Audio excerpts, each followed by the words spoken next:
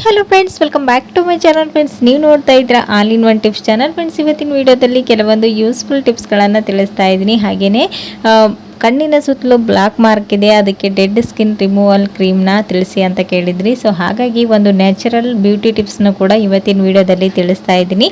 ವಿಡಿಯೋನ ಎಲ್ಲಿ ಸ್ಕಿಪ್ ಮಾಡದೆ ನೋಡಿ, ಈ ಎಲ್ಲ ಟಿಪ್ಸ್ಗಳು ನಿಮಗೆ ಖಂಡಿತ ಯೂಸ್ಫುಲ್ ಆಗುತ್ತೆ. ಓಕೆನಾ ಫ್ರೆಂಡ್ಸ್, ಬನ್ನಿ ಹಾಗಾದರೆ ತಡ ಮಾಡ್ತೀನಿ ಮೊದಲೇ ಟಿಪ್ ಯಾವುದಂತೇಳಿ ನೋಡ್ಕೊಂಬರೋಣ.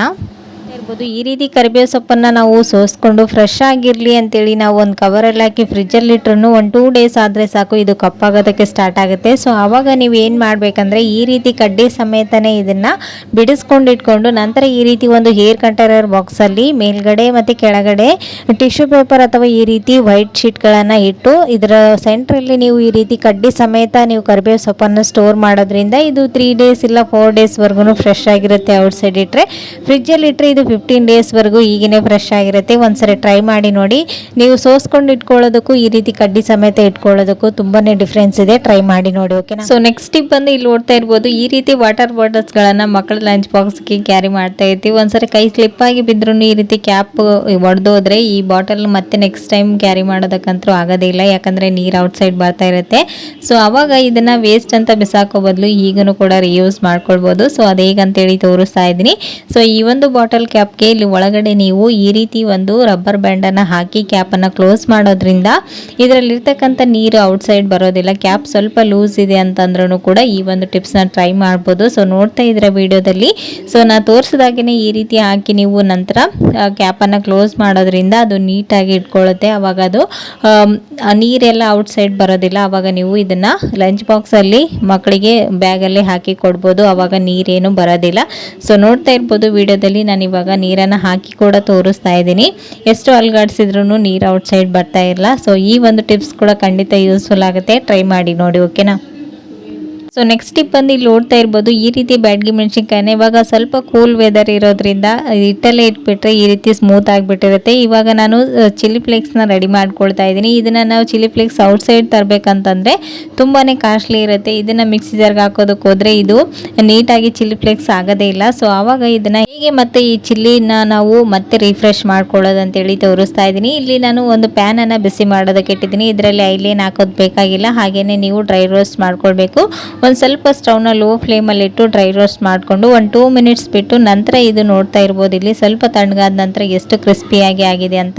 ಇವಾಗ ನೀವು ಕೈಯಿಂದ ಜಸ್ಟ್ ರಬ್ ಮಾಡಿದರೆ ಸಾಕು, ಚಿಲ್ಲಿ ಫ್ಲೇಕ್ಸ್ ರೆಡಿ ಆಗುತ್ತೆ. ಸೊ ಇದನ್ನು ಸ್ವಲ್ಪ ಮಿಕ್ಸಿ ಜಾರ್ಗೆ ಹಾಕಿ ಜಸ್ಟ್ ಗ್ರೈಂಡ್ ಮಾಡಿದರೆ ಸಾಕು, ನಿಮಗೆ ಯಾವ ರೀತಿ ಬೇಕೋ ಚಿಲ್ಲಿ ಫ್ಲೇಕ್ಸ್ ಆ ರೀತಿ ರೆಡಿ ಆಗುತ್ತೆ. ಸೊ ನೋಡ್ತಾ ಇರ್ಬೋದು, ಇವಾಗ ನಾನು ಒಂದು ಮಿಕ್ಸಿ ಜಾರ್ಗೆ ಹಾಕ್ಕೊಂಡು ಜಸ್ಟ್ 1 ಗ್ರೌಂಡ್ ಅಷ್ಟೇ ಇದನ್ನು ಟರ್ನ್ ಮಾಡಿದ್ದೀನಿ. ಇಷ್ಟೇ ಮಾಡಿದರೆ ಸಾಕು, ನೀವು ದುಬಾರಿ ಬೆಲೆಯ ಚಿಲ್ಲಿ ಫ್ಲೇಕ್ಸ್ನ ಮನೆಯಲ್ಲೇ ರೆಡಿ ಮಾಡ್ಕೊಳ್ಬೋದು. ಸೊ ಕೂಲ್ ವೆದರ್ ಇದ್ದಾಗ ಈ ರೀತಿ ಬ್ಯಾಡಗಿ ಮೆಣಸಿನ್ಕಾಯಿಗಳು ಸ್ಮೂತ್ ಆದಾಗ ಈ ರೀತಿ ಮಾಡ್ಕೊಳ್ಳಿ, ಇದರ ಟೇಸ್ಟ್ ಕೂಡ ತುಂಬಾನೇ ಚೆನ್ನಾಗಿರುತ್ತೆ. ಸೊ ನೋಡ್ತಾ ಇರ್ಬೋದು, ಇವಾಗ ಒಂದು ಹೇರ್ ಕಂಟೈನರ್ ಬಾಕ್ಸಲ್ಲಿ ಹಾಕಿ ಸ್ಟೋರ್ ಮಾಡಿದರೆ ನೀವು ಯಾವಾಗಾದರೂ ಸ್ನ್ಯಾಕ್ಸ್ ಮಾಡ್ಕೊಳ್ಳುವಾಗ ಈ ಒಂದು ಚಿಲ್ಲಿ ಫ್ಲೇಕ್ಸ್ನ ಹಾಕಿ ಮಾಡ್ಕೊಳ್ಬೋದು. ಸ್ವಲ್ಪ ಖಾರ ತಿನ್ನೋರಿಗೆ ಈ ಒಂದು ಚಿಲ್ಲಿ ಫ್ಲೇಕ್ಸ್ ಖಂಡಿತ ಯೂಸ್ಫುಲ್ ಆಗುತ್ತೆ ಸ್ನ್ಯಾಕ್ಸ್ಗಳಲ್ಲಿ ಯೂಸ್ ಮಾಡೋರಿಗೆ. ಓಕೆನಾ.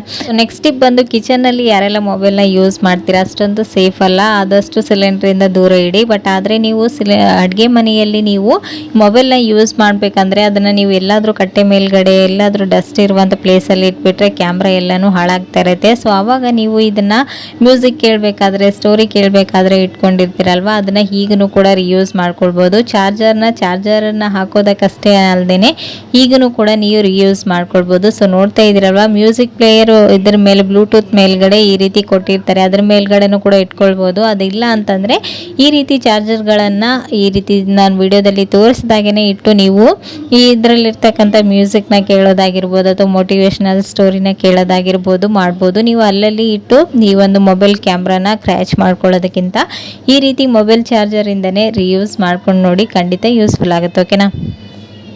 ಸೊ ನೆಕ್ಸ್ಟ್ ಟಿಪ್ ಬಂದು, ನೀವು ಕೇಳಿದಂಥ ರಿಕ್ವೆಸ್ಟೆಡ್ ವಿಡಿಯೋ, ಮುಖದ ಮೇಲಿರುವಂಥ ಡೆಡ್ ಸ್ಕಿನ್ನನ್ನು ಹೇಗೆ ರಿಮೂವ್ ಮಾಡೋದಂತೇಳಿ. ಈ ರೀತಿ ಮನೆಯಲ್ಲಿ ಯೂಸ್ ಮಾಡುವಂಥ ಅರಿಶಿಣನ, ಕ್ವಾಲಿಟಿ ಇರುವಂಥ ಅರಿಶಿಣ ತೊಗೊಳ್ಳಿ. ಇಲ್ಲಾಂದರೆ ಅರಿಶಿಣ ಬೋರ್ಡ್ ಸಿಗುತ್ತಲ್ವ, ಅದನ್ನು ಸ್ವಲ್ಪ ಹುರಿದು ನೀವು ಮಿಕ್ಸಿ ಜಾರ್ಗೆ ಹಾಕಿ ಪೌಡರ್ ಮಾಡಿ ಯೂಸ್ ಮಾಡ್ಬೋದು. ಇಲ್ಲಾಂದರೆ ನೀವು ಮಾರ್ಕೆಟ್ಗಳಲ್ಲಿ ಸಿಗುವಂತಹ ಚೆನ್ನಾಗಿರುವಂಥ ಒಂದು ಈ ರೀತಿ ಅರಿಶಿಣ ತೊಗೊಂಡು ಅಂಚಿನ ಮೇಲ್ಗಡೆ ಒಂದು ಸ್ವಲ್ಪ ಇದನ್ನು ಫ್ರೈ ಮಾಡ್ಕೊಳ್ಬೇಕು. ಒಂದು ಸ್ವಲ್ಪ ಕಲರ್ ಚೇಂಜ್ ಆಗೋವರೆಗೂ ಇದನ್ನು ಫ್ರೈ ಮಾಡಿಕೊಂಡು ಇದನ್ನು ಒಂದು ಮಿಕ್ಸಿಂಗ್ ಬೌಲ್ಗೆ ಸೇರಿಸ್ಕೊಂಡು ಇವಾಗ ಇದಕ್ಕೆ ಅದಕ್ಕೆ ನಾವು ಅರ್ಧ ಟೇಬಲ್ ಸ್ಪೂನ್ ಅಷ್ಟು ಮೊಸರನ್ನ ತೊಗೊಂಡಿದ್ದೀನಿ. ನೀವು ಕೈಗಳು ಕೂಡ ಅಷ್ಟೇ ಒಂದೊಂದು ಸರಿ ಡ್ರೈ ಆಗಿ ಒಟ್ಟು ಥರ ಬರ್ತಾ ಇರುತ್ತೆ ಕೈ ಮೇಲ್ಗಡೆ. ಸೊ ಆವಾಗನು ನೀವು ಈ ಒಂದು ಕ್ರೀಮ್ನ ಅಪ್ಲೈ ಮಾಡ್ಬೋದು. ಮುಖಕ್ಕಲ್ದೇ ನೀವು ಈ ರೀತಿ ಕೈಗಳಿಗೂ ಕೂಡ ಯೂಸ್ ಮಾಡ್ಬೋದು. ಎಲ್ಲೆಲ್ಲಿ ನಿಮಗೆ ಡಾರ್ಕ್ ಸರ್ಕಲ್ ಇರುತ್ತೆ ಅಲ್ವಾ ಈ ಕಣ್ಣಿನ ಸುತ್ತಲೂ, ಸೊ ಅಂತಲ್ಲಿನೂ ಕೂಡ ಈ ಒಂದು ಕ್ರೀಮ್ನ ಅಪ್ಲೈ ಮಾಡೋದ್ರಿಂದ ಇದು ಡೈಲಿ ಅಲ್ಲಿರುವಂಥ ಬ್ಲಾಕ್ ಮಾರ್ಕನ್ನು ರಿಮೂವ್ ಮಾಡುವಂಥ ಒಂದು ಕೆಲಸನ ಮಾಡುತ್ತೆ.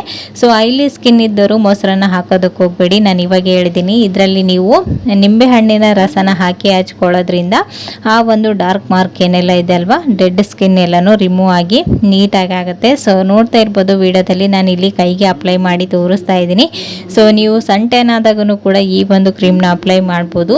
ಸೊ ನೀವು ಎಲ್ಲೆಲ್ಲೋ ಹೋಗಿ ಬ್ಯೂಟಿ ಪಾರ್ಲರ್ಗೆ ಹೋಗಿ ಜಾಸ್ತಿ ದುಡ್ಡನ್ನು ಖರ್ಚು ಮಾಡೋದಕ್ಕಿಂತ ಮನೆಯಲ್ಲಿ ಇರ್ತಕ್ಕಂಥ ಸಾಮಾನುಗಳನ್ನೇ ಯೂಸ್ ಮಾಡಿಕೊಂಡು ನೀವು ವೀಕ್ಲಿ 1 ಟೈಮ್ 2 ಟೈಮ್ ಯಾವಾಗ ಹೆಡ್ ಬಾತ್ ಮಾಡ್ತಿರಲ್ವ, ಸೊ ಆವಾಗ ನೀವು ಈ ರೀತಿ ಒಂದು ಕ್ರೀಮನ್ನು ಅಪ್ಲೈ ಮಾಡ್ಬೋದು. ಈ ಒಂದು ಕ್ರೀಮ್ನ ಅಪ್ಲೈ ಮಾಡಿ ನೀವು ಒಂದು ಹಾಫ್ ಆನ್ ಅವರ್ ಬಿಟ್ಟು ನಂತರ ನೀವು ವಾಶ್ ಮಾಡ್ಕೊಳ್ಳೋದ್ರಿಂದ ನಿಮ್ಮ ಸ್ಕಿನ್ ಬ್ರೈಟ್ ಆಗಿರುತ್ತೆ, ಹಾಗೆ ನ್ಯಾಚುರಲ್ ಕೂಡ ಇರುತ್ತೆ. ನೀವು ಅದು ಇದು ರೆಮಿಡಿನ ಯೂಸ್ ಮಾಡಿ ನಿಮ್ಮ ಸ್ಕಿನ್ನನ್ನು ಹಾಳು ಮಾಡೋದಕ್ಕಿಂತ ಈ ರೀತಿ ಒಂದ್ಸರಿ ಹೋಮ್ ರೆಮಿಡಿನ ಟ್ರೈ ಮಾಡಿ ನೋಡಿ, ಖಂಡಿತ ಯೂಸ್ಫುಲ್ ಆಗುತ್ತೆ. ಸೊ ನೋಡ್ತಾ ಇರ್ಬೋದು ಮೊದಲಿದ್ದಕ್ಕೂ ಇವಾಗೂ ಎಷ್ಟು ಡಿಫ್ರೆಂಟ್ ಕಾಣ್ತಾ ಇದೆ ಅಂತ.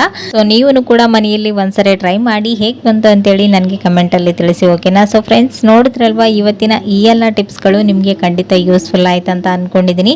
ಯೂಸ್ಫುಲ್ ಆದರೆ ಪ್ಲೀಸ್ ಒಂದು ಲೈಕ್ ಕೊಡೋದನ್ನು ಮರಿಬೇಡಿ. ಮತ್ತು ನಾಳೆ ಹೊಸ ಟಿಪ್ಸ್ಗಳೊಂದಿಗೆ ಮತ್ತೆ ನಿಮ್ಮನ್ನ ಮೀಟ್ ಮಾಡ್ತೀನಿ ಫ್ರೆಂಡ್ಸ್. ಅಲ್ಲಿವರೆಗೂ ಟೇಕ್ ಕೇರ್, ಬಾಯ್.